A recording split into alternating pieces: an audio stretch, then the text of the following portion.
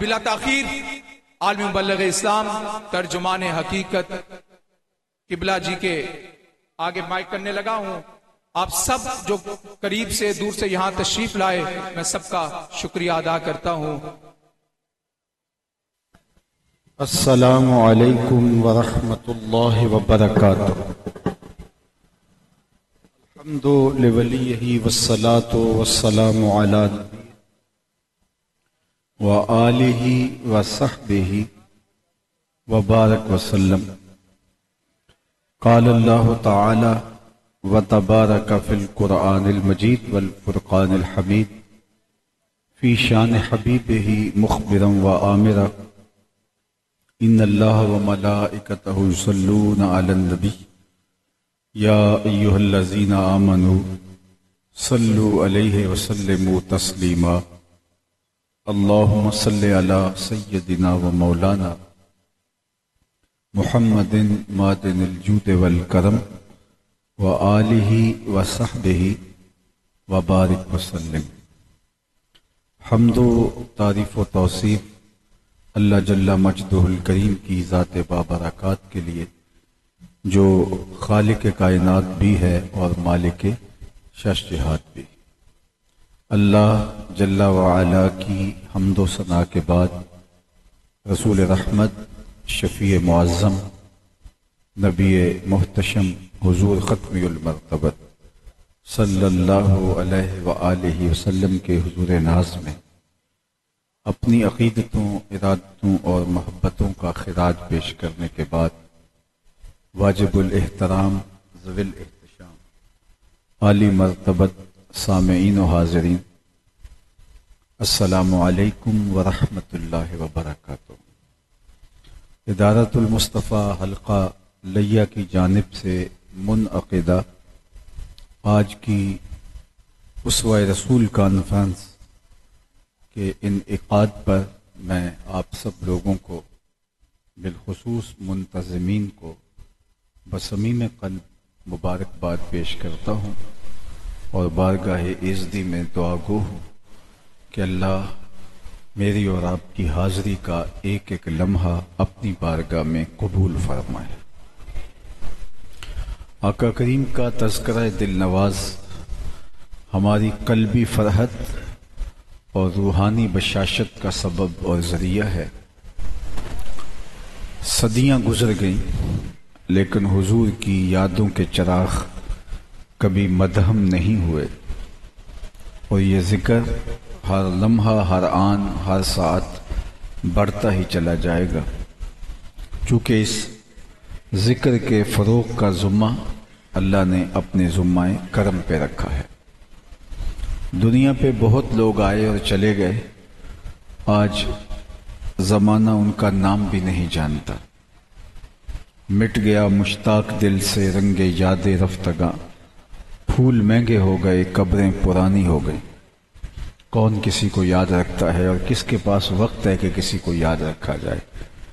لیکن صدیاں گزرنے کے باوجود نہ تو درودوں کے پھول مہنگے ہوئے اور نہ گنبد خضرا کا رنگ پرانا ہوا. صدیاں قبل اس دنیا پہ آپ جلوہ گر ہوئے تھے، لیکن ماحول کی شگفتگیاں بتاتی ہیں جیسے کوئی کل ہی گزر کے گیا ہو. زمین سے آسماں تک، آسماں سے لامکاں تک ہے، کہاں کھولے تھے گیسو یار نے، خوشبو کہاں تک ہے. نہ اتنا تذکرہ کسی کا ہوا اور نہ ہی کسی کا یوں تذکرہ ہو سکتا ہے. میرے امام نے کہا تھا کان جدھر لگائیے تیری ہی داستاں ہے. گھر گھر انہی کی باتیں ہیں اور ہر لب پہ انہی کی نعتیں. اہل ایمان حضور کے تذکار کی مہک سے مشام ہستی معطر کرتے ہیں اور اپنے روحوں کے قرار کا سامان کرتے ہیں. سو آج ہم بھی اسی مقصد کے لیے یہاں جمع ہوئے. اس کی ایکو بالکل بند کر دیجئے. آج ہم بھی اسی مقصد کے لیے یہاں جمع ہوئے اور یہی ہمارا مقصود ہے. اسوہ رسول کے پاکیزہ عنوان کے ساتھ آج کا یہ خوبصورت اجتماع انعقاد پذیر ہے۔ میں ابھی باہر سے آیا ہوں تو سڑک پہ بھی رش ہے، اور اندر داخل ہوا ہوں تو یہاں محبتوں کی ایک الگ کائنات آباد ہے۔ یہ میرا اور آپ کا اپنے آقا و مولا کے ساتھ محبت کا وہ ربط ہے جو کبھی بھی ٹوٹنے والا نہیں۔ ہزار کوتاہیوں، عملی کمزوریوں کے باوجود ہم اپنے آقا و مولا صلی اللہ علیہ وآلہ وسلم کے نام پر جمع ہوتے ہیں، اور یہی نام ہمارے لیے قلبی روحانی تسکین کا سبب اور ذریعہ ہے۔ سیرت کا لفظ ہم نے جب سے ہوش سنبھالا ہے سماعت کر رکھا ہے، اور اس سے ہم اچھی طرح سے واقف ہیں۔ اسوہ، سیرت، یہ قریب المعنی لفظ ہیں، اور کسی کی سیرت کو سمجھنے کے لیے، اسوہ انور کو جاننے کے لیے اس کے قریب ترین لوگوں سے سمجھا جا سکتا ہے، اور سب سے قریب اس کے دوست ہوتے ہیں، اس کے اہل خانہ ہوتے ہیں۔ اللہ کے محبوب علیہ السلام کی مبارک سیرت اور حضور کے اسوہ انور کو سمجھنے کے لیے اگر ہم ام المومنین حضرت سیدہ عائشہ رضی اللہ تعالی عنہا سے پوچھتے ہیں تو وہ برجستہ ارشاد فرماتی ہیں، کانا خلقہ القرآن، حضور کی سیرت کا سوال کرنے والے قرآن کھول کے بیٹھ جا، جہاں قرآن نے منع کیا ہے وہاں تجھے حضور نہیں ملیں گے، اور جن امور کے بجا لانے کا قرآن نے حکم دیا، تاکید ارشاد فرمائی، وہاں تو حضور علیہ السلام کو کھڑا پائے گا۔ تو گویا قرآن کی تھیوری کا اگر پریکٹیکل دیکھنا ہو تو وہ حضور علیہ السلام کی حیات طیبہ ہے۔ قرآن کی عملی تفسیر دیکھنی ہو تو وہ آقا کریم کی حیات انور ہے۔ گویا قرآن مجید کی مجسم تصویر قرآن ناطق جناب رسالت مآب صلی اللہ علیہ وآلہ وسلم کی ذات ستودہ صفات ہیں۔ ام المومنین حضرت سیدہ خدیجۃ الکبریٰ رضی اللہ تعالی عنہا حضور کی سیرت کا ایک گلدستہ پیش کرتی ہیں۔ جب پہلی وحی کا نزول ہوا تو قرآن تو اگر پہاڑوں پہ بھی اترتا تو وہ بھی ریزہ ریزہ ہو جاتے، وہ بھی قرآن کی ہیبت کو برداشت نہ کر پاتے۔ یہ تو حضور کا قلب اطہر تھا جو قرآن کو سہار جاتا ہے، لیکن ایک کیفیت ہے جو حضور پر گزری، اور آپ پسینے سے شرابور ہیں، اور پھر کیفیت ٹھنڈک کی ہے، تو حضرت خدیجۃ الکبریٰ رضی اللہ تعالی عنہا کے پاس آ کے کہا، زملونی، مجھے چادر اڑا دو، مجھے سردی کا احساس ہو رہا ہے۔ تو انہوں نے حضور کے کندھوں پہ شال ڈالی اور آقا کریم کو تسلی دیتے ہوئے جو کلمات کہے، وہ حضور کی سیرت کا سرنامہ ہے، وہ حضور کی سیرت کا جلی عنوان ہے، وہ اسوہ رسول صلی اللہ علیہ وآلہ وسلم کے روشن نشان ہیں۔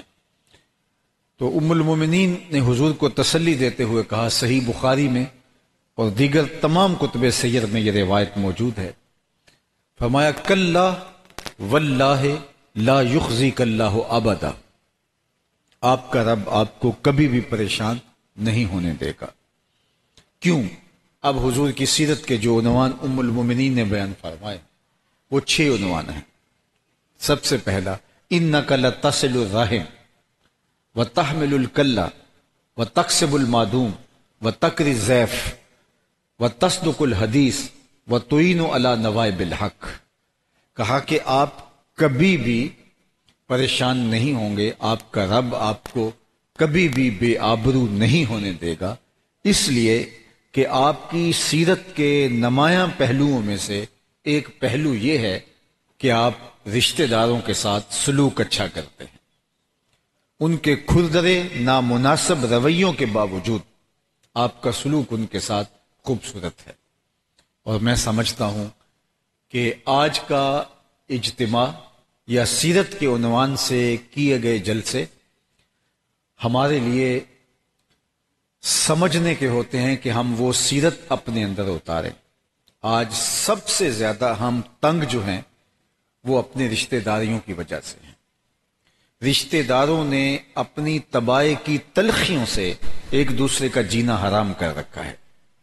حسد، بغض، کینے، نفرتیں اور کیا کچھ ہے، سویر سے لے کر شام تک۔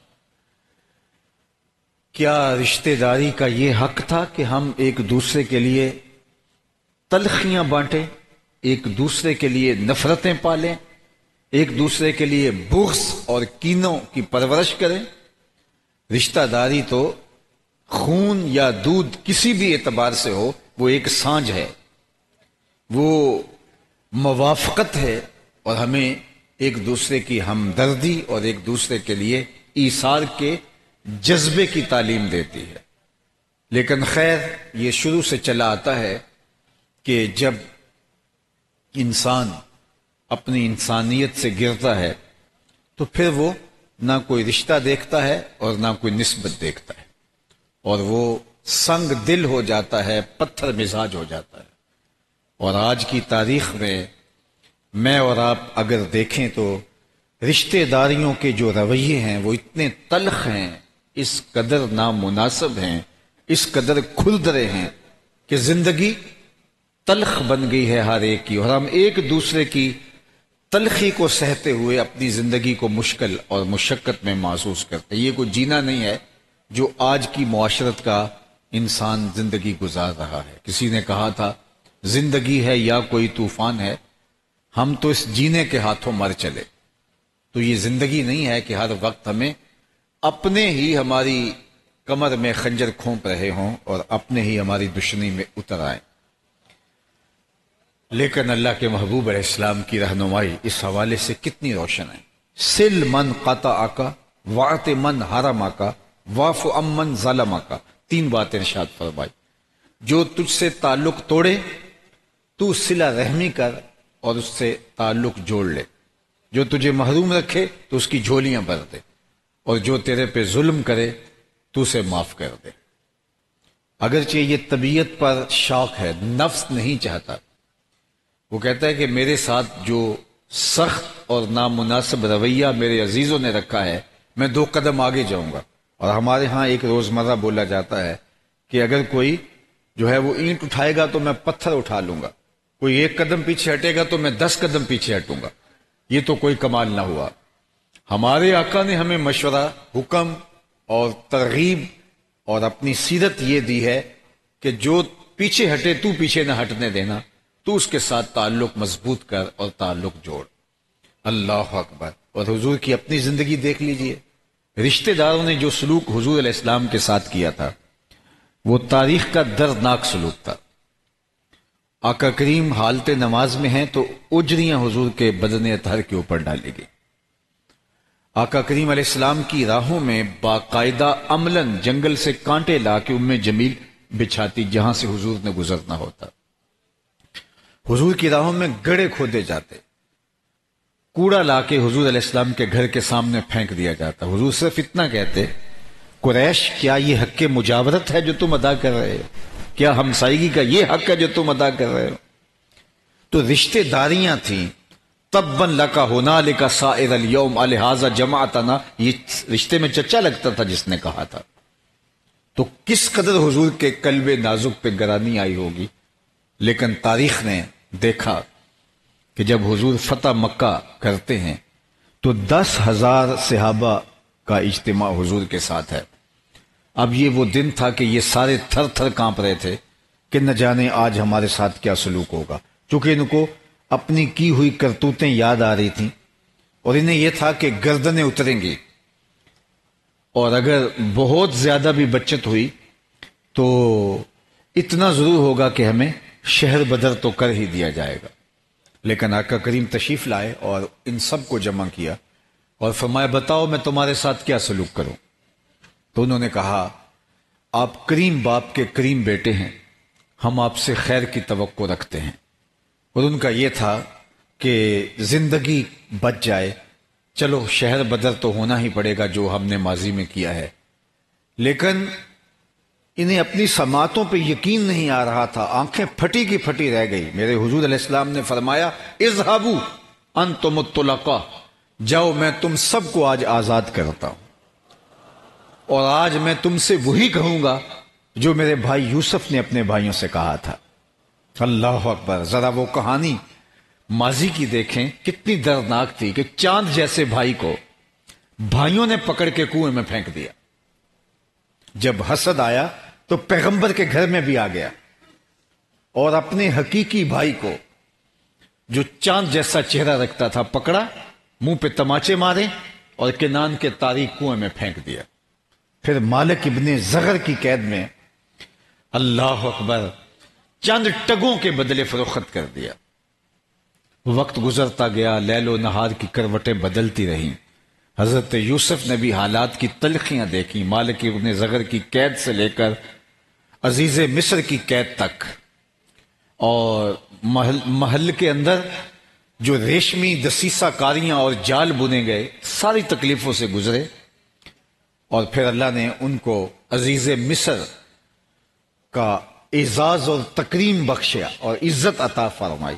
اب وہ بھائی کنان سے غلہ مانگنے آئے، ایک بار آئے، دو بار آئے، جب تیسری بار آئے اب حالت بہت پتلی تھی، غلہ خریدنے کے لیے پیسے بھی نہیں تھے، اور عزیز مصر سے کہتے ہیں کہ جناب ہمارے اوپر صدقہ کر دیجئے، ہم بہت مفلوق الحال ہیں، ہمارے باپ بہت بوڑھے ہیں، ہمارے پہ مہربانی کیجئے اور ہمیں غلہ دے دیجئے۔ تب جناب یوسف علیہ السلام نے کہا حل علمتم ما فعلتم بیوسف، تمہیں کچھ یاد ہے کہ تمہارا ایک بھائی یوسف بھی ہوا کرتا تھا، تم نے جو اس کے ساتھ سلوک کیا تمہیں وہ یاد ہے یا بھول گئے ہو؟ اب ان کے تو تصور میں بھی نہیں تھا، یوسف بھولی بسری داستان بن گئی، 40 برس ہو گئے اس کہانی کو، پھر یہ واقعہ کنان کا، عزیز مصر یوسف کو کیسے جانتا ہے؟ حیرت کے جھٹکے لگنے لگ گئے کہ عزیز مصر اور یوسف کا پوچھ رہا ہے، بات کہانی کی اور ہم یہاں مصر میں کھڑے ہیں۔ اور پھر یوسف علیہ السلام کے معصومانہ خد و خال تصور میں ابھرنے لگے، جب کنویں میں پھینکا تھا اور مالک ابن زغر کے ہاتھوں فروخت کیا تھا، اور پھر عزیز مصر کو دیکھا تو عزیز مصر کے نقوش میں جناب یوسف کے عکس کی مماثلت نظر آئی، تو عجیب حیرت میں مبتلا ہیں کہ یہ یوسف کا ذکر اور پھر عزیز مصر، بات کنان کی، یہاں مصر میں بیٹھ کے تخت پہ بیٹھ کے بات ہماری خاندان کی، یہ کیوں کر رہے ہیں؟ بار بار دیکھتے ہیں جناب یوسف علیہ السلام کو، عزیز مصر کو، اور پھر جب ان کو یہ لگا کہ یہ کہیں یہ وہی تو نہیں ہے، تو ذرا لہجہ دیکھیے، زبان کی لکنت دیکھیے، قالوا انک لانت یوسف، کہا او آپ ہی یوسف ہیں۔ اللہ اکبر، ذرا لفظوں کی ساخت بھی آپ قرآن میں دیکھیے، انک لانت یوسف، آپ یوسف ہیں؟ قال انا یوسف، کہا میں ہی یوسف ہوں، اور یہ میرا بھائی ہے، اور جو صبر کرتا ہے، اللہ سے ڈرتا ہے، اللہ اس کو اجر عطا کرتا ہے۔ اب حضرت یوسف علیہ السلام پردہ سرکا کے واپس چلے جاتے اور ان کو ہیجان میں مبتلا کر دیتے، تو یہ جو ہے وہ حادثاتی موت کا شکار ہو جاتے، ہارٹ اٹیک ہو جاتا ان کو، چونکہ چند لمحوں کا انتظار بھی ان کی جان لے لیتا کہ اب عزیز مصر ہمارے ساتھ کیا کرے گا۔ یہ وہی یوسف ہے جس کو کنویں میں پھینکا، یہ وہی یوسف ہے جس کو مالک ابن زغر کے ہاتھوں کھوٹے سکوں کے اندر فروخت کیا، آج یہ مصر کا شہنشاہ، اور ہم سوالی بن کے کھڑے ہیں۔ حضرت یوسف اگر چند لمحے بھی توقف کرتے تو ان کی جان نکل جاتی، لیکن کریم کریم ہی ہوتے ہیں، تو جناب یوسف علیہ السلام نے کہا لا تثریب علیکم الیوم، جاؤ آج تم سے کوئی مواخذہ نہیں ہوگا، میں تمہیں معاف کرتا ہوں، اللہ سے بھی تمہاری معافی طلب کرتا ہوں۔ اللہ اکبر۔ تو کریموں کا انداز یہ ہوتا ہے۔ اللہ کے محبوب علیہ السلام نے فرمایا میں آج تمہیں وہی کہوں گا جو میرے بھائی نے اپنے بھائیوں سے کہا تھا۔ تو پھر ان کی سانسیں بحال ہوئیں کہ ہم نے کیا کیا تھا اور ان کا سلوک کیا ہے۔ اللہ اکبر۔ عثمان بن طلحہ کعبۃ اللہ کا کلید بردار تھا۔ ایک دن حضور نے فرمایا کہ مجھے کعبۃ اللہ کا دروازہ کھول کے دو، میں اندر جا کے نماز ادا کرنا چاہتا ہوں، تو اس نے انکار کر دیا، میں نہیں دوں گا۔ وقت گزر گیا، آج جب حضور فاتح بن کے مکے میں داخل ہوئے تو فرمایا عثمان بن طلحہ کو بلاؤ۔ وہ کانپتا ہوا حاضر ہوا، فرمایا لاؤ چابی۔ اس نے چابی دی، تالا کھولا، حضور اندر تشریف لے گئے۔ اللہ کے حضور سجدہ ریزیاں کی، تشکر کے آنسو بہائے، بت توڑے۔ اب جب باہر نکلے تو سب کو تھا کہ عثمان بن طلحہ کو تو چابی دوبارہ نہیں دی جائے گی۔ اب دیکھیے کس کے بخت جاگتے ہیں۔ اتنا بڑا اعزاز کعبۃ اللہ کی کلید برداری کا کس کے حصے میں آتا ہے؟ ہر کوئی منتظر تھا، ہر کی آنکھوں میں پیاس تھی اور سوال تھے کہ یہ اعزاز ہمیں ملے۔ لیکن حضور جب باہر تشریف لائے تو فرمایا عثمان بن طلحہ کدھر ہے؟ عرض کی حضور حاضر ہوں۔ حضور نے وہ چابی دوبارہ اس کے ہاتھ پہ رکھتے ہوئے کہا کہ یہ آج چابی میں تم کو دے رہا ہوں، قیامت تک یہ تیری کوئی نسلوں سے بھی نہیں چھین سکے گا سوائے ظالم کے۔ اور آج جو شیبی خاندان ہے کعبۃ اللہ کا کلید بردار، یہ حضرت عثمان بن طلحہ کی اولاد سے ہے۔ 1450 سال تو بیت گئے، اب رویہ ان کا کیا تھا؟ اللہ کے محبوب علیہ السلام نے ان کے ساتھ کیا رویہ؟ میں اور آپ جب لوگوں کو معاف کرنے کا مزاج سیکھیں گے حضور کی سیرت کی روشنی میں تو ہم عظیم بن جائیں گے۔ اس لیے کہ اس عظیم نبی کی سنت ہمیں عظیم بناتی ہے۔ ہم کہتے ہیں کہ کمزور اگر ہمارے پاؤں تلے آیا تو اس کو رون دیں گے۔ میں آپ سے پوچھتا ہوں کہ افضل ترین صدقات کیا کیا ہیں؟ تو افضل ترین صدقوں میں سے ایک افضل صدقہ یہ ہے کہ جو ناراض رشتہ دار کو دیا جائے۔ وہ رشتہ دار جو ہمیشہ آپ کو گرانے کے چکر میں رہتا ہے، آپ کو نقصان پہنچانے کے چکر میں رہتا ہے، کسی وجہ سے مجبور ہو گیا اور اب آپ کا نفس روکتا ہے کہ اس کو صدقہ نہ دیا جائے، آپ کو لگتا ہے کہ یہ دوبارہ اپنے پاؤں پہ کھڑا ہو گیا تو یہ دوبارہ مجھے گرائے گا۔ اب نفس کبھی بھی اس رشتہ دار کو کھڑا کرنے کی آپ کو ترغیب نہیں دے گا، لیکن افضل صدقہ یہی بتایا گیا کہ جو ناراض رشتہ دار کو دیا جائے جب وہ ضرورت مند ہو۔ اللہ اکبر، یہ ہمارے نبی کا دیا ہوا دین ہے۔ تو کہا اِنَّکَ لَتَصِلُ الرَّحِمَ، آپ صلہ رحمی کرتے ہیں۔ دوسرا وصف حضور کا، بلکہ ایک حدیث سن لیجئے، آقا کریم نے فرمایا جو یہ چاہے کہ اس کے رزق میں برکت ہو اور عمر میں برکت ہو، وہ رشتہ داروں کے ساتھ سلوک اچھا کرے۔ ہم کہتے ہیں جی وہ ہمارے ساتھ اچھا سلوک نہیں کرتے، تو میاں اگر وہ اچھا کرتے ہوتے اور آپ نے مقابلے میں اچھا کیا تو کون سا کمال کیا؟ اچھائی کا بدلہ اچھائی کا، یہ تو معمول ہے۔ اصل تو آپ کا امتحان تبھی ہے کہ برائی کے بدلے میں اچھائی کرو۔ وہ ایک بزرگ تھے، وہ پانی کنارے وضو کرنے لگے تو ایک بچھو وہاں ایک لکڑی کے اوپر بہتا ہوا جا رہا تھا اور پانی کے جھٹکوں سے کبھی وہ ڈوبتا کبھی وہ تیرتا، تو ان کے دل میں ترس آیا تو انہوں نے ہاتھ سے پکڑ کے اس کو باہر نکالنا چاہا تو اس نے ڈنگ مار دیا ہاتھ پہ، تو درد سے ہاتھ جھٹکا، پھر گر گیا، ڈوبنے لگا تو پھر نکالا، تیسری مرتبہ، چوتھی مرتبہ، 7 بار ایسے ہوا۔ تو جو مرید پاس کھڑا تھا اس نے کہا حضرت 7 بار اس سے ڈنگ کھا چکے ہیں اور پھر بھی آپ اس کو نکالنے پہ مصر ہیں؟ تو فرمانے لگے کہ جب یہ بری عادت سے باز نہیں آتا میں اچھی عادت سے باز کیسے آ جاؤں؟ چونکہ اس کی فطرت ڈنگ مارنا ہی اور کر بھی کیا سکتا ہے، تو جب وہ اپنی بری اور برائی سے باز نہیں آ رہا تو میں اچھائی سے باز کیوں آؤں؟ سل من قطع کا، واعط من حرما کا، واعف من ظلم کا۔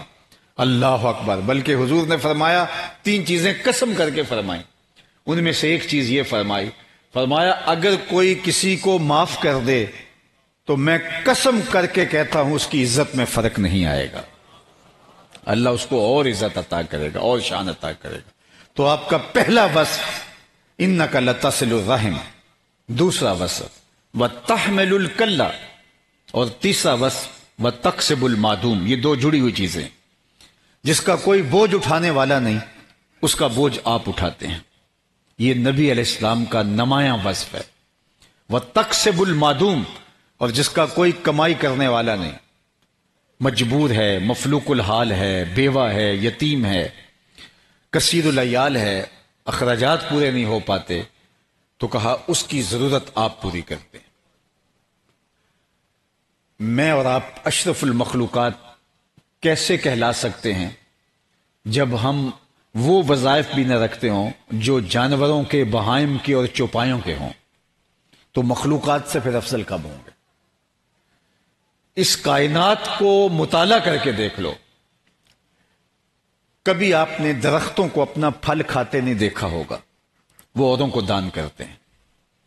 کبھی کسی جانور کو اپنا دودھ پیتے نہیں دیکھا ہوگا، وہ اوروں کو دان کرتے ہیں۔ درخت اپنے سائے میں خود نہیں بیٹھتے، وہ خود دھوپ میں جلستے ہیں اور سائے میں بیٹھنے والوں کو آسودگی دیتے ہیں۔ وہ انسان اشرف کیسے ہو سکتا ہے جو دوسروں کے لیے نافع نہیں ہے؟ خیر الناس من ینفع الناس، جو اوروں کے لیے نافع ہے وہی افضل ہے، وہی اشرف ہے، اور اشرف المخلوقات اسی کے نام کا ٹائٹل ہے۔ خود غرض جو لوگوں سے چھین کے کھائے اور لوگوں کو جو ہے وہ نوچتا پھرے، وہ اشرف نہیں ہو سکتا۔ اس کے بارے میں قرآن نے کہا اولئک کالانعام بل ہم اضل، یہ چوپایا ہے، چوپائے سے بھی بدتر ہے۔ چوپائے بھی اوروں پر دان کرتے ہیں۔ تو اللہ کے محبوب کا نمایاں وصف ام المومنین نے جو بیان کیا، وَتَحْمِلُ الْكَلَّ، جس کا کوئی بوجھ نہیں اٹھا سکتا وہ آپ اٹھاتے، وَتَكْسِبُ الْمَعْدُومَ، اور جس کا کوئی کمائی کرنے والا نہیں اس کی ضرورت آپ پوری کرتے۔ میں آپ سے عرض کروں کہ رزق کمانے کی 3 نیات ہیں، اگر اس کا استحضار ہو تو رزق حلال کمانا عین دین ہے۔ پہلی نیت، اپنے آپ کو سوال کی ذلت سے بچانا، اس لیے رزق کمایا جاتا ہے۔ مزدوری کریں، کاروبار کریں، تجارت کریں، کھیتی باڑی کریں یا کسی کی ملازمت کریں، جب بھی میں اور آپ رزق کماتے ہیں تو پہلی نیت ہماری یہ ہونی چاہیے کہ اگر ہم کمائیں گے نہیں اپنے ہاتھ سے تو پھر اپنی ضرورت کو پورا کرنے کے لیے کسی کے آگے ہاتھ پھیلانا پڑے گا۔ تو رزق کمانے کی پہلی نیت جس کا استحضار لازم ہے وہ یہ ہے کہ اپنے آپ کو سوال کی ذلت سے بچانے کے لیے رزق کمایا جائے۔ دوسرا مقصد رزق کمانے کا، دوسری نیت جس کا استحضار چاہیے وہ یہ ہے کہ جو میرے زیر کفالت لوگ ہیں، ماں باپ ہیں، بچے ہیں، بیوی ہے، چھوٹے بہن بھائی ہو سکتے ہیں، ان کی ضرورتوں کو میں نے پورا کرنا ہے۔ تعلیمی ضرورتیں، خوراک کی ضرورتیں، رہائش کی ضرورتیں، ان کو میں نے پورا کرنا ہے۔ اس لیے رزق کمایا جاتا ہے اور انسان محنت کرتا ہے۔ یہ دوسری نیت ہے جس کا استحضار چاہیے۔ تیسری نیت رزق کمانے کی یہ ہونی چاہیے کہ اللہ مجھے میری اور میرے زیر کفالت لوگوں کی ضرورت سے اگر زیادہ دیتا ہے تو میں ان لوگوں کی ضرورت کو پورا کروں گا جو کسی وجہ سے اپنی ضرورت کو پورا نہیں کر پاتے، اپاہج ہیں، کمزور ہیں، غریب ہیں، مفلوق الحال ہے۔ صرف یہ 3 نیتیں ہونی چاہیے۔ علماء نے کہا چوتھی نیت آپ کے کاروبار میں، مزدوری میں، کام میں، تجارت میں شامل نہیں ہونی چاہیے۔ اگر یہ 3 نیتوں کا استحضار ہے اور رزق بھی حلال ہے تو التاجر الصدوق الامین مع النبیین یوم القیامہ، پھر سچا تاجر قیامت کے دن پیغمبروں کے ساتھ اٹھایا جائے گا۔ الکاسب حبیب اللہ، جو ہاتھ سے کمائی کرتا ہے وہ اللہ کا حبیب ہے۔ کتنا بڑا اعزاز ہے۔ انا حبیب اللہ، ایک موقع پہ فرمایا میں اللہ کا حبیب ہوں، اور اس کا حصہ مزدور کو یوں دیا الکاسب حبیب اللہ، جو ہاتھ سے کمائی کرتا ہے، ہنر مند ہے، وہ بھی اللہ کا حبیب ہے۔ کتنا بڑا اعزاز بخشا، صرف یہ 3 نیتوں کا استحضار اور رزق حلال۔ لیکن اگر میں برادری میں نمایاں ہو جاؤں، میں ٹاپ 10 میں شامل ہو جاؤں، میں عیش و عشرت کروں اور رزق حلال بھی ہوگا تو وہ دولت وبال بن جائے گی، چین لٹ جائے گا۔ صرف ان 3 نیتوں سے رزق کمائیں اور جتنا مرضی کمائیں۔ اسلام ہمیں کوئی پابندی نہیں لگاتا کہ آپ تھوڑا کمائیں، جتنا مرضی کمائیں۔ دولت عثمان کا رنگ بھی ہے، عبد الرحمن ابن عوف کی دولت کا رنگ بھی ہے، لیکن سنو حضرت عبد الرحمن بن عوف نے صحابہ میں سب سے زیادہ امیر تھے، لیکن زندگی میں 30,000 غلام آزاد کیے ہیں۔ 30,000 غلام، اس دور کی سب سے مہنگی سخاوت غلام آزاد کرنا تھا، اور 30,000 غلام آپ نے آزاد کیے۔ تو دولت لوگوں کے لیے نافع بن جائے تو پھر یہ اللہ کی رحمت ہے، لیکن اگر دولت جمع کرنے لگ گئے تو کہا الہاکم التکاثر حتی زرتم المقابر، اور ان لوگوں کی مذمت بھی کی گئی الذی جمع مالا وعددہ، جو مال جمع کرتے رہتے ہیں اور گنتے رہتے ہیں، اتنا ہو گیا، اتنا ہو گیا، اتنا ہو گیا، یحسب ان مالہ اخلدا، اور وہ گمان کرتے ہیں کہ ان کا مال ان کو لافانی بنا دے گا۔ وہ سمجھتے ہیں پیسے ہوں گے تو سب کچھ ہی ہے، مال ہی عزت دیتا ہے، مال ہی سب کچھ دیتا ہے، تو وہ گویا جو ہے وہ توکل سے نیچے آ گئے اور توحید کے دائرے سے باہر نکل گئے، انہوں نے مال کو خدا بنا لیا۔ الذی جمع مالا وعددا یحسب ان مالہ اخلدا۔ اب سنو آگے، کلا لینبذن فی الحطمہ، اللہ فرماتا ہے ایسا ہرگز نہیں، ہم ان کو پکڑ کے حطمہ میں ڈال دیں گے۔ اللہ اکبر۔ پھر خود فرمایا وما ادراک ما الحطمہ، اے مخاطب جانتا ہے حطمہ کیا ہے؟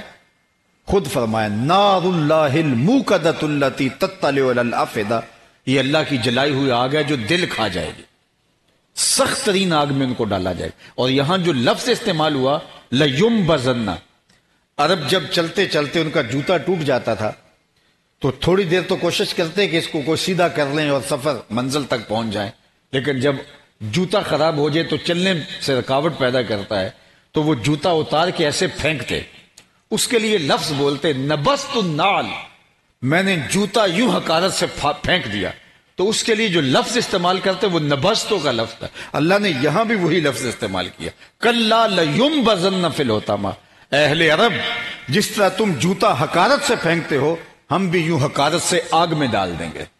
جس نے مقصود اپنی دولت کو سمجھ لیا، ہم اللہ کے بندے ہیں، اسی کی رحمت کے سائے میں جینا سیکھیں، کوئی اور بت نہیں تراشنے کی ضرورت۔ اللہ اکبر۔ تو اپنے لیے تو سارے جیتے ہیں، کمال یہ ہے کہ اوروں کے لیے جئیں، اور اوروں کے لیے جینا ہی کمال ہے۔ اور فرمایا اگر تم اللہ پر توکل کرنے کا جو حق ہے وہ ادا کر دو تو اللہ تمہیں ایسے رزق عطا کرے گا جیسے پرندوں کو عطا کرتا ہے۔ اللہ اکبر۔ صرف دو مخلوقیں ایسی ہیں جو رزق جمع کرتی ہیں، دو مخلوقیں، باقی جتنی بھی مخلوقات ہیں، ہزاروں مخلوقات ہیں، کوئی رزق جمع نہیں کرتی۔ ایک انسان، دوسرا چیونٹی، یہ صرف دو مخلوقات ہیں جو کل کے لیے رزق جمع کرتے ہیں۔ باقی جن کو بڑی بھی ضرورت ہوتی ہے، شیر نے کتنا گوشت لینا، ہاتھی کو تو بہت زیادہ ضرورت ہوتی ہے، لیکن وہ کل کے لیے نہیں جمع کرتا۔ وہ ہنس پرندہ جو ہے وہ خالص اور سچے موتی کھاتا ہے، اور آپ پنساری کے پاس لینے جائیں تو ہزاروں روپے دے کر کے بھی آپ کو یقین نہیں ہوتا کہ یہ خالص ہیں یا کہ 2 نمبر، اور وہ پیٹ بھر کے اس نے روز کھانے ہوتے ہیں، اور دنیا کے اوپر کوئی ایک ہنس نہیں کروڑوں پائے جاتے ہیں، اور اللہ روزانہ ان کو پیٹ بھر کے کھانا سچے موتیوں کا عطا کرتا ہے۔ فرمایا اگر تم بھی اللہ پر توکل کر لو، جو توکل کا حق ہے، تو پھر تمہیں بھی ایسے رزق دے گا جیسے پرندوں کو دیتا ہے۔ بن توکل پنچھی اڑ دے، خرچ نہ پلے زیرا ہو۔ ہم نے تو دکان پہ جانا ہوتا ہے، ٹھیے پہ جانا ہوتا ہے، گھونسلے سے پرندہ نکلتا ہے، جدھر من آئے اڑان بھر لیتا ہے، اور کبھی بھی خالی پیٹ نہیں آیا، اس کا پیٹ بھرا ہوا ہوتا ہے۔ اللہ اکبر۔ تو اللہ جل شانہ پہ توکل اور اوروں کے لیے جینا، یہ زندگی کا جمال ہے، اور یہ حضور کی مبارک سیرت ہے۔ چوتھا وصف حضور کا بیان فرمایا وَتَقْرِ الضَّيْفِ، آپ اونچے درجے کے مہمان نواز ہیں۔ مہمان نوازی اللہ کے رسول کا وصف نمایاں ہے، اور بلکہ اپنی امت کو ترغیب دیتے ہوئے فرمایا من کان یؤمن باللہ والیوم الآخر فلیکرم ضیفہ، جو اللہ اور پچھلے دن پر ایمان رکھتا ہے اس کو چاہیے کہ وہ مہمان کی عزت کرے۔ مہمان اپنی قسمت کا کھانا آپ کے دسترخوان پہ اٹھاتا ہے اور ثواب آپ کو ملتا ہے، کھایا اس نے اپنی قسمت، رحمت لے کے آتا ہے، برکت چھوڑ کے جاتا ہے۔ اور حضرت سیدنا شیخ عبد القادر الجیلانی، پیر پیرا میر میرا شاہ جیلا علیہ رحمہ و رضوان، آپ فرماتے ہیں آدھا فقر بھوکوں کو کھانا کھلانا اور برہنہ بدن لوگوں کو لباس پہنانا ہے، باقی ریاستیں، چلا کشیاں، وظائف، اوراد، اشغال، یہ آدھے میں آتا ہے۔ آدھا فقر بھوکوں کو کھانا کھلانا ہے۔ اللہ اکبر۔ اور فقیر تو خوش ہوتا ہے کہ اس دسترخوان سے لوگ لقمے اٹھائیں۔ بلے شاہ نے کہا تھا نا کہ اٹ کھڑک کے دکڑ وجے تتا ہووے چلا، آن فقیر کھا جامن راضی ہووے بلا۔ انہیں اچھا لگتا ہے کہ ان کا دسترخوان سجا رہے، لنگر خانہ چلتا رہے، اور لوگ کام و دہن کی تسکین کا سامان کرتے رہیں۔ یہ حضور کا نمایاں وصف ہے۔ کبھی بھی مہمان سے تنگ دل نہیں ہونا چاہیے، اور مہمان اٹھ کے چلا جائے تو قطعاً بچوں کے ساتھ کوئی کمزور بات نہیں کرنی چاہیے کہ زیادہ کھا گئے، بدتمیز تھے، کیونکہ بچوں کے دل میں مہمان کی نفرت کے بیج آپ بو دیں گے اگر اس کے اٹھ جانے کے بعد آپ نے مہمان کی جو ہے وہ تذلیل کی۔ مہمان اللہ کا بھیجا ہوا ہوتا ہے، تو اللہ کے بھیجے پہ تنقید کرنے کا آپ کو کس نے حق دیا ہے؟ اللہ اکبر۔ وہ کافر بھی ہو مہمان تو پھر بھی اس کو عزت کے ساتھ کھلاؤ۔ حضرت ابراہیم کی عادت یہ تھی کہ وہ بغیر مہمان کے کھانا ہی نہیں کھاتے تھے۔ جب بھوک لگتی گھر والوں کو کہتے کھانا تیار کرو، میں کوئی مہمان ڈھونڈ کے لاتا ہوں۔ جو کھانا مہمان کے ساتھ کھایا جاتا ہے اس کا تو حساب بھی نہیں ہوتا، چاہے جتنا مرضی پر تکلف ہو۔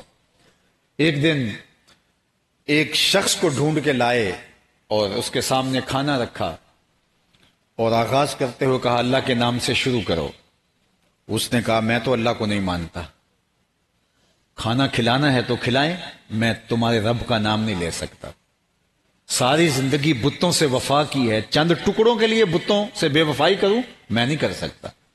حضرت ابراہیم نے کہا تیری یہ غیرت کہ تو اپنے بتوں سے اتنی وفا کرتا ہے، تو میں بھی تجھے اللہ کے نام پہ دے رہا ہوں، پھر اگر اس کا نام نہیں لے گا تو پھر میں بھی تجھے کھانا دینے کا نہیں ہوں۔ اس نے کہا نہیں لیتا، اٹھ کے چلا گیا۔ وہ مہمان چلا گیا تو جبریل آ گئے، حضرت ابراہیم کو رب کا سندیشہ اور سلام دیا۔ رب فرماتا ہے اے ابراہیم تو نے میرا ایک بندہ ناراض کر دیا۔ یا اللہ وہ تیرا بندہ تھا، وہ تو تیرا نام لینا گوارا نہیں کر رہا تھا۔ کہا ابراہیم اس کی عمر کتنی ہوگی؟ یا اللہ وہ 80 کے پیٹے میں ہوگا۔ کہا اتنا عرصہ ہو گیا نا میں اس کو کھلا رہا ہوں، تم ایک دن نہیں دے سکتے؟ اب ابراہیم علیہ السلام ڈھونڈتے پھر رہے ہیں اور وہ دور جا چکا ہے۔ آواز دی او میاں جلدی آ، کھانا ٹھنڈا ہو رہا ہے۔ اس نے کہا تیرے رب کا نام نہیں لوں گا۔ کہا آجا نہ لینا۔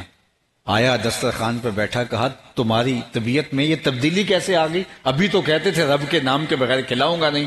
کہا اسی رب کا پیغام آیا ہے کہ مجھے بھی تو 80 سال ہو گئے اس کو کھلاتے ہوئے۔ تو کہا میاں پھر کھانا بعد میں کھاؤں گا، پہلے اپنے رب کا غلام بنا لے۔ مہمان اللہ کی نعمت ہے اور اس کو عزت کے ساتھ بٹھائیں اور اپنی بساط کے مطابق جو طاقت ہے اس کو پیش کر دیں۔ پانچواں وصف حضور علیہ السلام کی سیرت کا جو ام المومنین نے بیان کیا وہ یہ تھا وتصدق الحدیث، آپ ہمیشہ سچ بولتے۔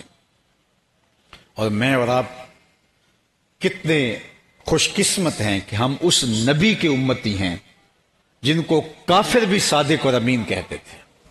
الفضل ما شہدت بہ العادہ، کمال اسے کہتے ہیں کہ جس کی گواہی دشمن بھی دے۔ تو وہ بھی صادق اور امین حضور کو کہہ کے پکارتے تھے۔ میں سمجھتا ہوں اور سوچتا ہوں کہ ہمارے اندر جھوٹ آ کہاں سے گیا؟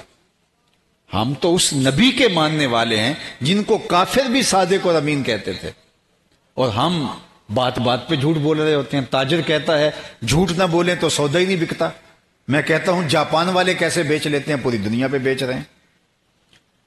اللہ کے محبوب علیہ السلام نے ارشاد فرمایا، ان سے پوچھا گیا کہ حضور کیا مومن بزدل ہو سکتا ہے؟ کہا نہیں، بہادر ہوتا ہے، لیکن ہو سکتا ہے کبھی بزدلی بھی کر جائے، آخر بشری تو ہے۔ پھر پوچھا گیا مومن بخیل ہو سکتا ہے؟ کہا نہیں، سخی ہوتا ہے، لیکن ہو سکتا ہے کبھی بخل کر جائے، آخر بشری تو ہے۔ تیسرا سوال کیا گیا مومن جھوٹا ہو سکتا ہے؟ فرمایا جھوٹا نہیں ہو سکتا، یہ طے ہے، مومن ہو اور جھوٹا ہو یہ نہیں ہو سکتا۔ میں اپنے اور آپ اپنے ایمان کو اس زاویے میں، اس ترازو میں تول سکتے ہیں۔ کیا ہماری زندگی میں جھوٹ تو نہیں در آیا؟ اگر جھوٹ در آیا تو جھوٹ اور ایمان یہ دو الگ الگ چیزیں ہیں۔ اگر جھوٹ آ گیا تو پھر ایمان کہیں رخصت ہو گیا، ڈھونڈو اس کو۔ پھر باطنی طور پہ ہم کمزور ہو گئے ہیں، لٹ گئے ہیں اگر ہماری زندگی میں جھوٹ آ گیا۔ اللہ کے محبوب نے صحابہ سے فرمایا الا انبئکم باکبر الکبائر، میں تمہیں بڑے بڑے گناہوں کی خبر نہ دوں؟ صحابہ نے کہا بلا، کیوں نہیں حضور، ارشاد فرمائیے۔ ہاں، الاشراک باللہ، سب سے بڑا گناہ اللہ کے ساتھ کسی کو شریک ٹھہرانا، اس کی معافی بھی نہیں ہے، شرک کی معافی نہیں ہے۔ دوسری بات فرمائی وعقوق الوالدین، والدین کی نافرمانی کرنا۔ اس شخص سے بڑا بدبخت زمانے میں کوئی نہیں جو اپنے ماں باپ کو ناراض کرتا ہے، بلکہ جن گناہوں کی سزا دنیا میں تو ملتی ہے، آخرت میں بھی ملتی ہے، تو دنیا میں بھی ضرور ملتی ہے، ان میں سے والدین کی نافرمانی ہے۔ اور ان نیکیوں میں سے جس کی جزا آخرت میں تو ہے ہی ہے، دنیا میں بھی ضرور ملتی ہے، والدین کی فرما برداری ہے۔ نہیں تو نشان لگا لو شخص پہ جو ماں باپ کا بے ادب اور گستاخ ہے، ساری زندگی آپ اس کو رسوا ہوتا دیکھیں گے، اور اس شخص پہ بھی نشان لگا لو جو اپنے ماں باپ کا مطیع فرما بردار ہے، آپ اس کی پگڑی کا کلس کبھی نیچا ہوتے نہیں دیکھیں گے۔ تو کہا دوسرا بڑا گناہ ماں باپ کی نافرمانی کرنی۔ یہ دو چیزیں بیان کرنے کے بعد حضور بیٹھے تھے ٹیک لگا کے، تو حدیث کے لفظ ہیں وَجَلَسَ وَكَانَ مُتَّكِئًا، حضور ٹیک لگائے بیٹھے تھے، ٹیک چھوڑ دی۔ یہ تیسری چیز جو بیان کرنے لگے تھے اس کی اہمیت کو اجاگر کرنے کے لیے فرمایا الا وقول الزور، سن لو تیسرا بڑا گناہ جھوٹ ہے۔ پھر فرمایا الا وقول الزور، سن لو وہ جھوٹ ہے۔ پھر فرمایا الا وقول الزور، سن لو وہ جھوٹ ہے۔ حضور بار بار فرمائے جا رہے تھے، اور صحابہ کہتے ہیں کہ ہم آرزو کر رہے تھے کاش کہ حضور خاموش ہو جائیں، حضور سکوت اختیار فرما لیں۔ حضور جو اہمیت بیان کرنا چاہ رہے ہیں وہ ہم سمجھ گئے، لیکن حضور مشقت میں ہیں کہ بار بار کہہ رہے ہیں تیسرا بڑا گناہ جھوٹ بولنا ہے، جھوٹ بولنا ہے، جھوٹ بولنا ہے، اور ہم دعائیں مانگ رہے تھے کہ حضور سکوت اختیار کر لیں، لیکن اللہ کے محبوب بار بار فرمائے جا رہے تھے تیسرا بڑا گناہ جھوٹ بولنا ہے، جھوٹ بولنا ہے، جھوٹ بولنا ہے، اور حضور نے اس کے لیے ٹیک بھی چھوڑی۔ تو کس طرح ہماری زندگی میں جھوٹ آ سکتا ہے اگر ہم عاشق رسول ہیں؟ کیا ہمارا عشق رسول ہمارے کڑکتے گرجتے نعروں میں ہی ہوگا؟ ہمارا عشق رسول ہمارے سینے پہ لگے ہوئے بیج میں ہی ہوگا؟ ہمارا عشق رسول ہماری خوبصورت پگڑی میں ہی ہوگا؟ یا ہمارا عشق ہمارے کاروبار میں بھی نظر آئے، ہمارا عشق ہماری رشتہ داریوں میں بھی نظر آئے، ہمارا عشق رسول ہماری زبان کی سچائی میں بھی دکھائی دے؟ ہم کیسے عاشق ہیں کہ اپنے آقا کو کتنی تکلیف دیتے ہیں کہ جھوٹ بولنے سے، میرے اور آپ کے آقا و مولا نے فرمایا جب کوئی شخص جھوٹ بولتا ہے تو اس کے منہ سے بدبو نکلتی ہے جو عام آدمی نہیں سونگھ پاتا، لیکن اللہ کے نورانی فرشتے جو رحمت کا پارسل لیے ہمارے گھر کی طرف آ رہے ہوتے ہیں وہ 1 میل پیچھے ہٹ جاتے ہیں۔ اب مجھے بتاؤ جس گھر میں باپ بھی جھوٹ بولتا ہو، ماں بھی جھوٹ بولتی ہو، اولاد بھی جھوٹ بولتی ہو، اس گھر سے تو بدبو کے ببوکے اٹھ رہے ہوں گے، اور وہ فرشتے جو رحمت کی ڈلیوری دینے آ رہے ہیں، جو پارسل رحمت کا دینے آ رہے ہیں، وہ اس بدبو کی وجہ سے، اس عفونت کی وجہ سے آگے نہیں آ پاتے۔ وہ شہر سے باہر کھڑے ہیں، اندر بدبو اتنی ہے کہ وہ آگے نہیں آ پاتے۔ اب گھر میں ہو گئی نحوست، اس لیے کہ رحمت تو پہنچ نہیں رہی جھوٹ کی وجہ سے۔ ہم نے سمجھا کسی نے تعویذ ڈال دیے، ہم نے سمجھا کسی نے بندش کر دی، ہم نے کہا جو ہے وہ کسی نے جادو کر دیا، کس نے ٹونا کر دیا۔ اب بھاگے عاملوں کے پاس، اور عامل تو بیٹھے اس لیے ہیں، وہ تو ٹھیا لگا کے بیٹھے اس لیے ہیں کہ ضرورت مند حالات کے مارے ہوئے ہمارے پاس آئے اور ہمارا کاروبار چمکے۔ انہوں نے کہا تو وقت پہ آ گیا ہے، اگر تو ویلے سے نہ آتا تو یہ تعویذ چل جانے تھے۔ اب وہ تعویذ پرانے ہو کے سایہ بن گیا ہے، اب اس کا میں علاج کروں گا۔ آپ کو 9 اتوار آنا پڑے گا، کالا بکرا دینا پڑے گا۔ اور پھر رش لگ گیا اور لوگ بھاگے عاملوں کے پاس۔ مسئلہ کیا تھا؟ جھوٹ کی وجہ سے رحمت کے فرشتے اندر نہیں آ رہے، اور ہم نے کہا بندش ہو گئی۔ یہ بندش کہاں سے لوگوں نے لفظ نکالا؟ نظر بد تو ہے، یہ تو درست ہے، لیکن یہ بندش کہاں سے آئی؟ رزق کھولتا بھی اللہ ہے، رزق بند بھی اللہ کرتا ہے۔ کسی میں طاقت نہیں ہے کسی کے رزق کو بند کر دے، یہ اللہ کے ہاتھ میں ہے۔ باسط بھی وہ ہے اور قابض بھی وہ ہے، یہ اس کے اسما ہیں، یہ اس کی شان ہے۔ اور پھر بھاگے، اور ایسے ایسے عمل الیاذ باللہ جنہیں غسل کا طریقہ بھی نہیں آتا وہ ہمارا علاج کر رہے ہوتے ہیں۔ اور میں نے دیکھا بڑے بڑے سنجیدہ آدمی، بڑے بڑے پڑھے لکھے بظاہر آدمی، وہ بھی ان کے ڈیرے پہ جا کے بیٹھے کہ بابا جی ہمارا یہ مسئلہ حل کر دو۔ اور اس کو کیا پتا ہے یہ کیا تمہارا مسئلہ حل کرے گا؟ جھوٹ کی وجہ سے ہمارے گھروں میں نحوستیں اتری، اور ہم پھر اس جھوٹ کی پاداش میں در بدری کی خاک چھاننے لگے، اور ایسے ایسے مکروہ لوگوں کے پاس جانے لگے کہ اچھا مسلمان ہونا تو بعد کی بات ہے، وہ اچھے انسان بھی نہیں تھے۔ روز اخباروں میں آپ پڑھتے رہتے ہیں کتنی خواتین اپنی آبرو لٹوا بیٹھتی ہیں ان جعلی 2 نمبر عاملوں کے پاس۔ میں سب عاملوں کی بات نہیں کر رہا، کوئی 1000 میں سے ایک اچھا بھی ہوگا، جو شریعت بیضا کی مطابقت میں زندگی بسر کرتا ہوگا اور رقیہ شریعہ کے ذریعے لوگوں کے مسائل حل کرتا ہوگا، اور اس کا مقصد پیسے بٹورنا، مال جمع کرنا نہیں ہے، وہ رضا الہی کے لیے، کوئی 1000 میں ایک ہوگا، ڈھونڈنے سے مل جائے گا۔ ورنہ یہ ٹھیے لگائے جو بیٹھے ہیں مکار، جھوٹے، بدماش، اور جھوٹ ہمارے گھر میں آ گیا اور رحمتیں روٹھ گئی اور رحمت کے فرشتے اندر نہیں آ رہے، اور ہم سمجھے کہ ہم جھوٹ چھوڑنے کے لیے تیار نہیں ہیں، اور 7 اتوار اس بابے کے پاس جانے کے لیے اور کارا بکرا لے کے بھی جانے کے لیے تیار ہیں، لیکن جھوٹ چھوڑنے کے لیے تیار نہیں۔ اور ہمارے نبی نے تو کہا تھا الصدق طمانینہ والکذب ریبہ، سچائی طمانیت قلب کا سبب ہے اور جھوٹ طبیعت میں اضطراب اور بے چینی لاتی ہے۔ آج ہر بندہ بے چین ہے، کہتا ہے یار طبیعت میں جو ہے وہ خوشی آتی نہیں ہے، ایک بس ہر وقت پریشانی رہتی ہے، نادیدہ پریشانی رہتی ہے۔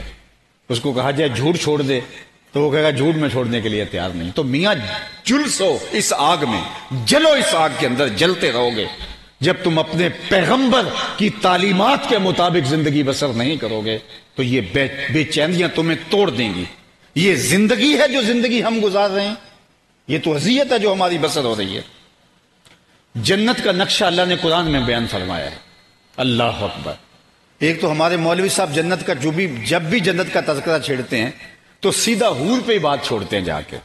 میں انکار نہیں کرتا کہ حور بھی جنت کی ایک نعمت ہے، لیکن جنت کے اللہ نے بڑے نقشے کھینچے ہیں، اس میں سے ایک نقشہ اللہ نے جنت کا یہ بیان فرمایا لا یسمعون فیہا لغوا ولا تاثیما۔ جنت ایسا مقام ہے جہاں آپ کو ایسی چیز سننے کو بھی نہیں ملے گی جو آپ کی طبیعت پہ گراں ہو، جو آپ کی سماعتوں پر ثقل بنے، بوجھ بنے۔ ہم نے لوگوں کی زندگی کو جہنم بنایا ہوا ہے اور خود ہم جنت میں جانے کی آرزو کرتے ہیں۔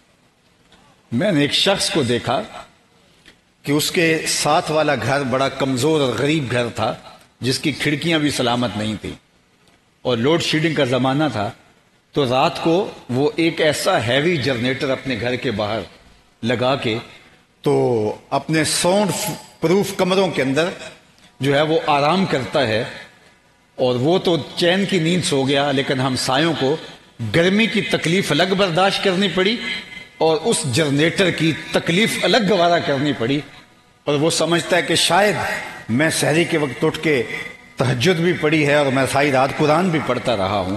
لوگوں کی زندگی کو جہنم بنا کے جنت میں جانے کی آرزو فضول ہے۔ ہمیں تو ہمارے دین نے یہ بتایا ہے کہ اگر ہمسایہ بھوکا سو جائے تو 40 دن نمازیں قبول نہیں ہوتی۔ ہمارا دین تو ہمیں یہ بتاتا ہے، اللہ اکبر، لیکن ہم نے لوگوں کے لیے زندگی کو اجیرن بنایا ہوا ہے۔ میں ابھی کسی جگہ پہ کہہ رہا تھا، پتہ نہیں آپ کے علاقے میں گلیاں کشادہ ہوتی ہوں گی، ہمارے تو علاقے میں 8 فٹ کی 10 فٹ کی دیہاتوں کی گلی ہے، اور 10-15 فٹ کی 7 فٹ کی 8 فٹ کی گلی ہے، اور اگر وہ گلی سلامت ہو تو گزرنا جو ہے وہ بس خیریت سے ہی گزرا جاتا ہے، لیکن گھر کے اندر اضافی کمرے بھی ہیں، بڑے سائز کا کچن بھی ہے، بڑے سائز کے واش روم بھی ہیں، لیکن 3 تھڑیاں اتاری ہوئی ہیں اس گلی کے اندر تاکہ جو ہے وہ گلی کو تنگ کیا جائے۔ گھر میں سب کچھ موجود ہے، لیکن وہ 3 تھڑے بنانے کے لیے اندر جگہ موجود نہیں ہے، اور یہ قبضہ ہے گلی پر۔ نہ شریعت اجازت دیتی ہے، نہ آئین پاکستان اس کا اجازت دیتا ہے، پاکستان کا قانون بھی اس کی اجازت نہیں دیتا ہے، اور میں نے بھی کیا، میرے ہمسائے نے بھی کیا ہے، ساتھ والے نے کیا، سب نے حق سمجھا ہوا ہے۔ اور گھر کا کوڑا بھی ہم اپنے گھر سے نکال کے دوسرے گھر کے آگے کر دیتے۔ یہ کون سا دین ہے؟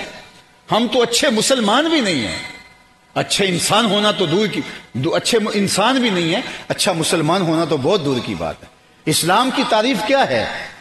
جو سجدے زیادہ کرے، رکوع زیادہ کرے، عمرے زیادہ کیے ہوں۔ کون ہے مسلمان؟ سنو اللہ کے محبوب سے، المسلم من سلم المسلمون من لسانہ و یدہ، مسلمان وہ ہے جس کے ہاتھ اور زبان سے دوسرے مسلمان محفوظ رہے۔ تو آج میں اور آپ اپنے آپ کو دیکھیں کہ ہماری زندگی کس طرح کی گزر رہی ہے۔ یہ زندگی نہیں ہے، یہ عذاب جھیل رہے ہیں، ایک دوسرے کی تلخیاں گوارا کر رہے ہیں۔ میری طبیعت کی تلخی میرا ہمسایہ گوارا کر رہا ہے، اور ہمسائے کی طبیعت کی تلخی میں گوارا کر رہا ہوں۔ رشتہ دار ایک دوسرے کی طبیعتوں کی تلخیاں گوارا کر رہے ہیں اور زندگی عذاب بنی ہے. تو یہ زندگی نہیں ہے. لوگوں کی دنیا کو، لوگوں کی زندگی کو جنت بناؤ اور پھر جنت بناؤ، پھر جنت کی آرزو کرو. اور اگر دوسروں کی زندگی کو تم نے جہنم بنایا ہے تو پھر جنت کی آرزو نہ کرو. تم اس آخرت کی سزا کو بھگتنے کے لیے تیار ہو جاؤ جو اللہ نے تیار کر رکھی ہے. تو میں اور آپ اپنی زندگی پر غور کریں. حضور کا وصف نمایاں، حضور کا 5واں وصف وَتَصْدُقُ الْحَدِيث، آپ ہمیشہ سچ بولتے ہیں. اور ذرا دیکھیے اس معیار کو. جب صنادید قریش کو حضور نے بلایا اور کوہ صفا پہ کہا کہ میں کہوں کہ ایک لشکر آ رہا جو تمہیں طاقت و تاراج کر کے رکھ دے گا تو کیا میری بات مان لو گے؟ تو انہوں نے کہا کہ ہم دیکھیں گے، نظر آیا تو فبہا، نظر نہ بھی آیا تو ہم کہیں گے ہم اندھے ہیں، آپ سچے ہو. اس قدر آپ پر یقین ہے. اور دوسری جانب امانت داری دیکھیے. اللہ کے محبوب کے گھر کا گھیراؤ کیا ہوا ہے. صنادید قریش نے میٹنگ کی کہ یہ قصہ ہی تمام کرو، معاذ اللہ حضور کو شہید کر دو. اگر بنو ہاشم کھڑے ہو گئے تو مل کے مقابلہ کرنا، اگر خون بہا مانگا تو مل کے دے دینا. اور حضور کے گھر کا گھیراؤ کیا ہوا ہے. اور آقا کریم حضرت مولا کائنات سیدنا علی المرتضیٰ رضی اللہ تعالیٰ عنہ کو اپنے بستر پہ لٹاتے ہیں اور کیا کہتے ہیں کہ صبح ان کی امانتیں دے کے تم بھی مدینے چلے آنا. ذرا تصور تو کیجئے، جو جان کے دشمن آئے ہیں اور گھر کا گھیراؤ کیا ہے، میرے حضور کا کردار ہے امانتیں ان کی بھی ضائع نہیں ہونے والی.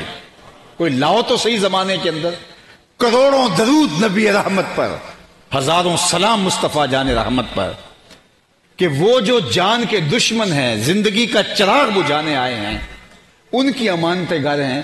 تو یہ نہیں کہ یہ میرے ساتھ کیا سلوک کرنے آئے ہیں، بھاڑ میں جائیں ان کی امانتیں. کہا نہیں علی، رزق تھا حضرت علی المرتضیٰ کے لیے لیکن وہ بھی لیٹ گئے. اللہ اکبر. کسی نے حضرت علی سے پوچھا کہ وہ حضور کے گمان میں آپ کو بھی تو شہید کر سکتے تھے، تو تم وہاں جب لیٹے تمہیں ڈر نہیں لگا؟ کہا ڈر کیا، مجھے چین کی نیند آ گئی تھی، میں تو سو گیا تھا. کہا وہ کیسے؟ کہا حضور نے کہا تھا علی صبح اٹھنا، لوگوں کی امانتیں دینا اور مدینے پہنچنا. مجھے یقین تھا اٹھوں گا بھی، امانتیں بھی دوں گا اور مدینے بھی پہنچوں گا، اس لیے کہ حضور نے فرما دیا. اللہ اکبر. تو ان کی امانتیں بھی، جو جان کے دشمن آئے ہیں ان کی امانتیں بھی ان کے سپرد کر رہے ہیں. اور دوسرا پہلو اس کا یہ بھی دیکھیے، جو زندگی کا چراغ بجھانے آئے تھے ان کو بھی یقین تھا جو بھی ہوگا ہماری امانتیں ضائع نہیں ہوں گی، ورنہ پہلے تو اپنی امانتیں واپس لیتے پھر حملہ کرتے. انہیں بھی پتا تھا ہماری امانتیں ضائع نہیں ہوں گی. یہ کردار اگر حضور کے امتی کے اندر اس کا 10واں حصہ بھی نہیں آیا تو پھر وہ سوچے کہ میں نام کا امتی ہوں. امتی نبی کے کردار کا عکس ہوتا ہے، نبی کی تعلیمات کا نمونہ ہوتا ہے. لَقَدْ كَانَ لَكُمْ فِي رَسُولِ اللَّهِ أُسْوَةٌ حَسَنَةٌ. اس نمونے کو حسنہ کہا گیا ہے، خوبصورت نمونہ کہا گیا ہے.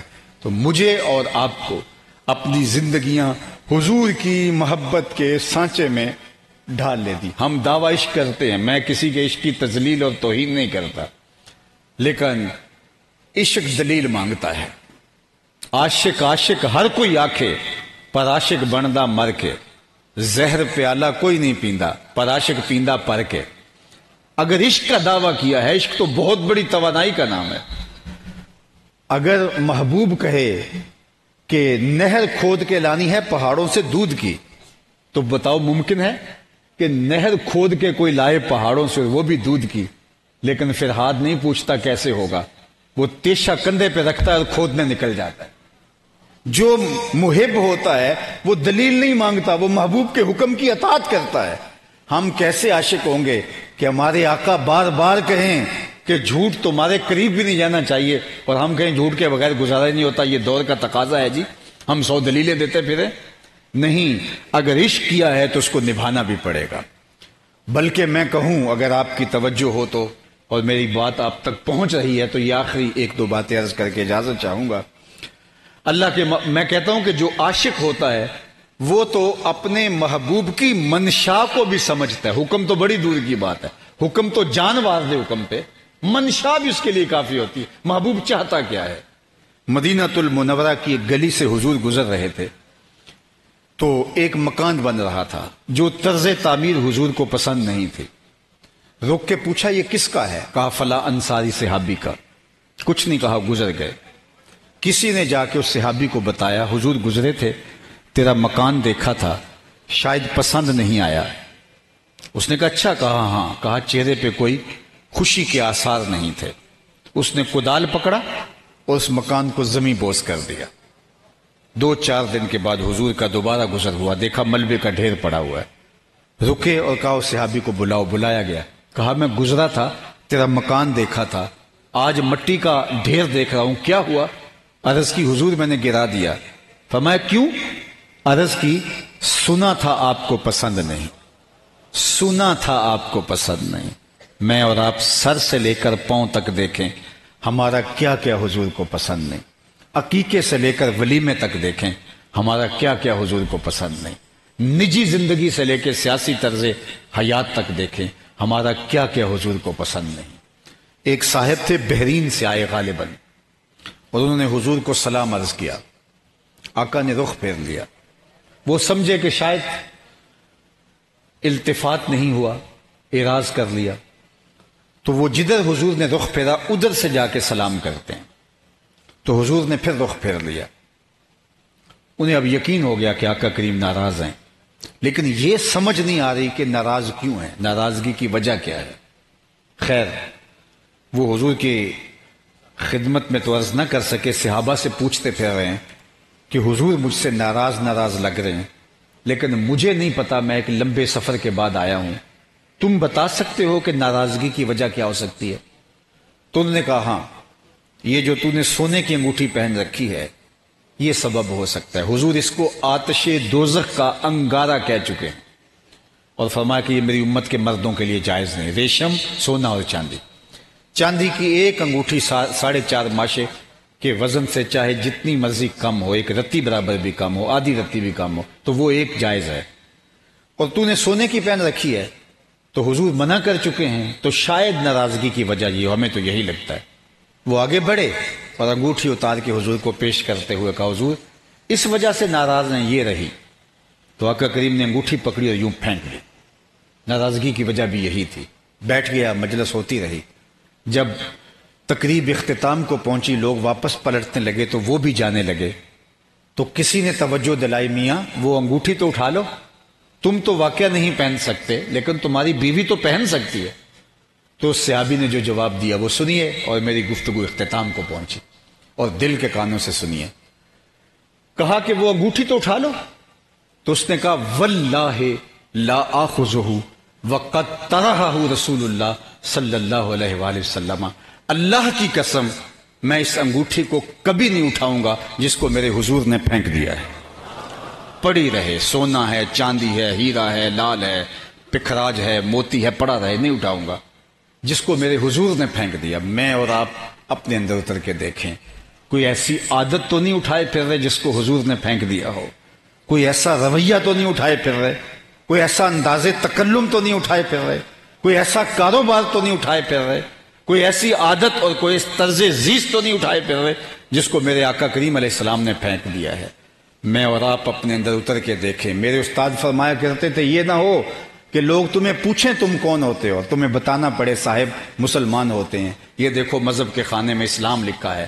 آپ فرمایا کرتے تھے نہ کسی کو پوچھنے کی نوبت آئے نہ کسی کو بتانے کی ضرورت، تمہارا طرز زندگی ایسا ہو، تم دور سے چلے آ رہے ہو، لوگ کہیں وہ دیکھو حضور کا غلام آ رہا ہے۔ نور آنکھوں میں تو چہروں پہ اجالے ہوں گے، مصطفیٰ والوں کے انداز نرالے ہوں گے، دنیا میں بھی ان کے دم سے مقدر چمکا، محشر میں بھی ان کی رحمت کے حوالے ہوں گے۔ وآخر دعوانا ان الحمدللہ رب العالمین۔ اللہم صلی علی سیدنا و مولانا محمد مادن الجود والکرم وآلہ وصحبہ وبارک وسلم۔ اللہ اٹھے ہوئے ہاتھ کبھی بھی خالی نہ موڑنا، پھیلی ہوئی جھولیاں رحمتوں سے بھر دینا، بخت کی بہاریں نصیب فرمانا، مقدر کی خزائیں رخصت کر دینا، جئیں تو تیرے لیے مریں تو تیرے دین کے لیے، اور زندگی کی آخری ہچکی تک تیرے رسول کے وفادار رکھنا۔ ہر علت سے، ہر قلت سے، ہر ذلت سے رہائی عطا کر دے، اپنے پاک نبی کے در کی گدائی عطا کر، نفس اور شیطان کے مکر و فریب سے، دجل و تلبیسات سے ہماری حفاظت فرما۔ اللہ جتنے لوگ یہاں ہال میں ہیں، باہر ہیں، گلیوں میں ہیں، سڑکوں پہ ہیں، اللہ سب کا آنا قبول فرما اور سب کے سینے حضور کی محبت سے مالا مال فرما۔ اللہ ہمیں حضور کی سیرت کو اپنانے کی توفیق عطا فرما۔ اسوہ رسول ہماری زندگی کا نور بنا دے۔ اے اللہ ان احباب کی جو آرزویں، تمنائیں، دلوں میں مچلتی ہوئی آرزویں اور دعائیں ہیں اپنی بارگاہ میں قبول فرما۔ اے اللہ اتنے لوگوں کی تڑپتی آمین کے ساتھ تیرے حضور ملتجی ہیں، میرے وطن کی خیر فرما، میرے ملک کو امن و امان کا نور دے دے۔ اللہ میرے ملک کو معیشت کا جمال، معاشرت کا حسن اور صالح اقدار کا نور عطا فرما دے۔ ہر شعبے میں نیک، اہل، دیانتدار اور جرت مند قیادت عطا کر دے۔ اے اللہ تو کریم ہے، پورے عالم اسلام کو یگانگت کے اجالے دے دے۔ اللہ اہل غزہ کی مدد فرما۔ اس آسمان کے نیچے، زمین کے اوپر تیرے علاوہ ان کا کوئی آسرا نہیں رہا، اللہ ان کے حوصلے نہ ٹوٹنے دینا۔ اقصیٰ کے دروازوں پر اسلام کی لڑائی لڑ رہے ہیں، اللہ ان کی مدد فرما، ان کی نصرت و اعانت فرما۔ اللہ اپنا خاص کرم پوری امت کا مقسوم فرما دے۔ اللہ اس جگہ پہ برکت نازل فرما۔ یہ جتنے لوگ تشریف فرما ہیں ان کے واپس گھروں میں پہنچنے سے پہلے پہلے اس اجتماع کی برکتیں سب کے گھروں تک پہنچا دے۔ اللہ ہماری زبان کو سچ اور سچائی کا خوگر بنا دے، جھوٹ سے ہمیں عملی نفرت عطا فرما دے اور اپنا خاص کرم فضل ہماری زندگی میں اتار دے، روز و شب کو منور اور تاباں کر دے۔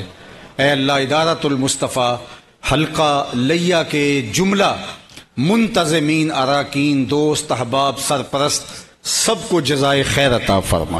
وصلی اللہ تعالی علی النبی الامین وعلی آلہ واصحابہ اجمعین برحمتک یا ارحم الراحمین۔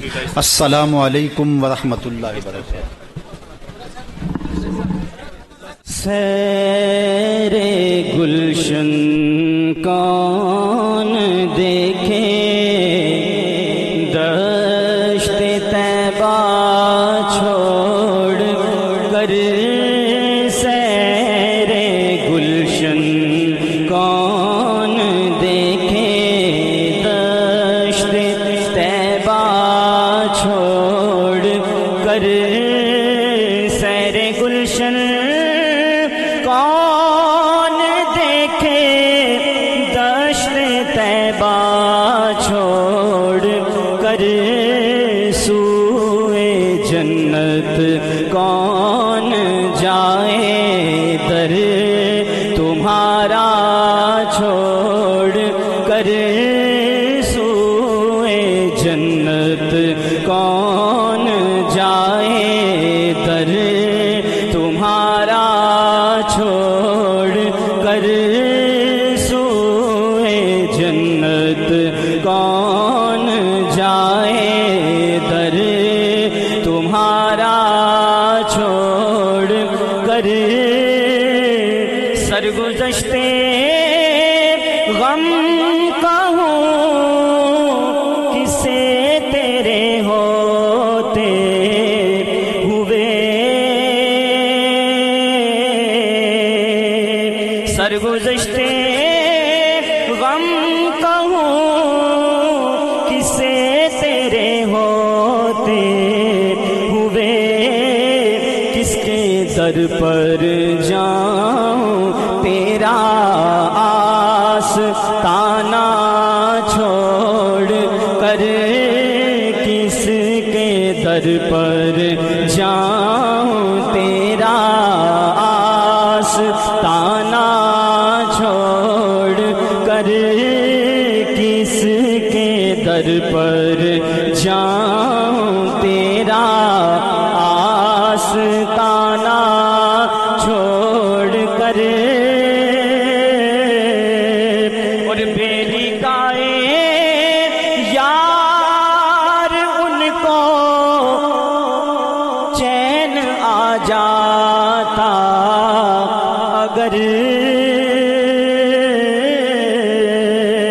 بیلی گائے یار ان کو چین آ جاتا، اگر بار بار آتے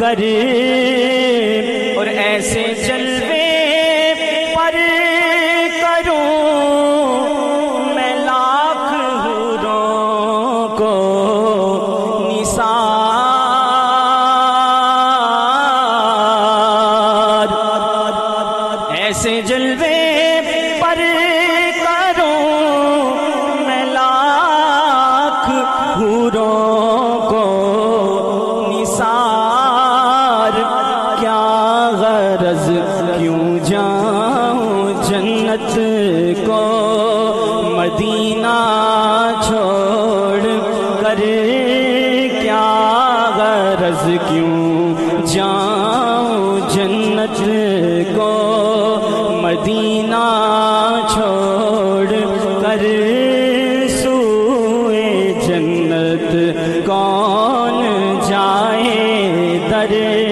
تمہارا چھوڑ کر، بخشوانا مجھ سے عاصی کا روا ہوگا، کسے بخشوانا